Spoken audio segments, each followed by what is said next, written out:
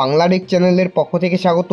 বন্ধুরা, ইতিমধ্যেই একটি গুরুত্বপূর্ণ আপডেট নিয়ে আসলাম আপনাদের সামনে। 15ই আগস্ট নয়, 1 এপ্রিল থেকে দশম শ্রেণীর পাস বেকারদের ভাতা দেবে রাজ্য সরকার, ঘোষণা করলেন মুখ্যমন্ত্রী মমতা বন্দ্যোপাধ্যায়।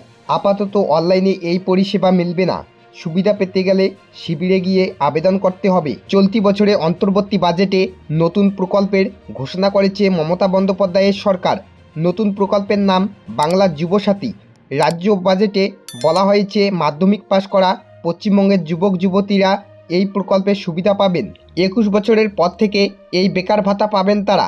21 বছর থেকে 40 বছর পর্যন্ত শুধুমাত্র এই প্রকল্পের সুবিধা পাবেন। তবে এই প্রকল্পের সুবিধা পাওয়া যাবে 5 বছর পর্যন্ত। তার মধ্যে কেউ চাকরি পেয়ে গেলে এই প্রকল্পের সুবিধা পাওয়া যাবে না। মুখ্যমন্ত্রী মমতা বন্দ্যোপাধ্যায় কী জানালেন? রমজান ও হোলির শুভেচ্ছা। মুখ্যমন্ত্রী মমতা বন্দ্যোপাধ্যায় রমজান এবং হোলির শুভেচ্ছা জানান। তিনি জানান, শান্তিপূর্ণভাবে সব উৎসব পালন করা হবে বলে তিনি আশা করছেন। তিনি বলেন, লক্ষ্মীর ভাণ্ডার যেতে শুরু করেছে, বাজেটের জন্য 3-4 দিন দেরি হয়েছে। এটা 15ই আগস্ট বলা ছিল, আমাদের ছোট্ট ভুল হয়েছে। ভুল বলবো না, ক্যাভিয়েটে উল্লেখ করেছি এপ্রিলের অর্থবর্ষ শুরু হয়, তাই ওই দিনেই হবে। এছাড়া মুখ্যমন্ত্রী মমতা বন্দ্যোপাধ্যায় বলেন, যেহেতু সময় কম, তাই অনলাইনে আবেদনপত্র জমা নেওয়া হবে না। কে পাঠাবে না পাঠাবে রিভিউ করতে সময় লাগবে, ফলে বঞ্চিত হয়ে পড়তে পারেন। আমরা তা চাই না। কষ্ট করে এসে দরখাস্ত করে যাবেন।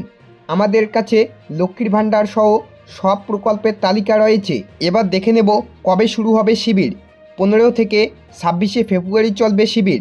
সকাল 10টা থেকে বিকেল 5টা পর্যন্ত চলবে শিবির। ছুটির দিন বন্ধ থাকবে। সংবাদপত্রে বিজ্ঞাপন দেওয়া হবে বলে জানান মুখ্যমন্ত্রী। তিনি জানান, যারা আবেদন জমা করবেন তারা রসিদ পাবেন। আবেদন ডিজিটাইজও করা হবে। এবার দেখে নেব কিভাবে আবেদন করবেন। মুখ্যমন্ত্রী বলেন, আবেদন জমা নিতে হবে ভাতা দিতে গেলে। কাগজে বিজ্ঞাপন দেব। 294টি বিধানসভা কেন্দ্রে 294টি শিবির তৈরি করব। দুয়ারে সরকারের মতো প্রত্যেক শিবিরে 3টি করে বিভাগ থাকবে। যুবসাথীদের সুবিধা দেওয়ার জন্য যুব এবং ক্রিয়া বিভাগ থাকবে। ভূমিহীন ক্ষেত মজুরদের জন্য বছরে 2বার 2000 টাকা করে দেওয়া হবে। তাদের জন্য কৃষি বিভাগ থাকবে।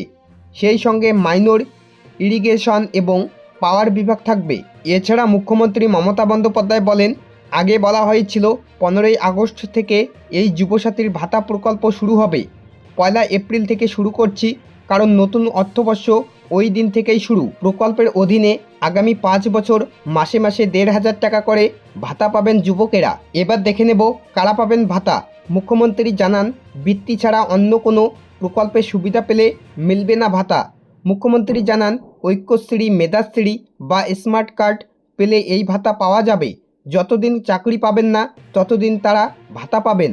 মমতা বলেন, বাজেট হয়ে গিয়েছে, বাজেটের ঘোষণা করা হয়েছিল, কিন্তু কবে থেকে প্রকল্পের সুবিধা পাবেন তা জানানো হয়নি। তিনি জানান, মাধ্যমিক পাশ করা তরুণেরা পাবেন যুবসাথীর সুবিধা। 21 থেকে 40 বছর পর্যন্ত যাদের বয়স, তারা এই ভাতা পাবেন। 1 এপ্রিল থেকে দশম শ্রেণী পাস তরুণেরা পাবেন যুবসাথী প্রকল্পের সুবিধা।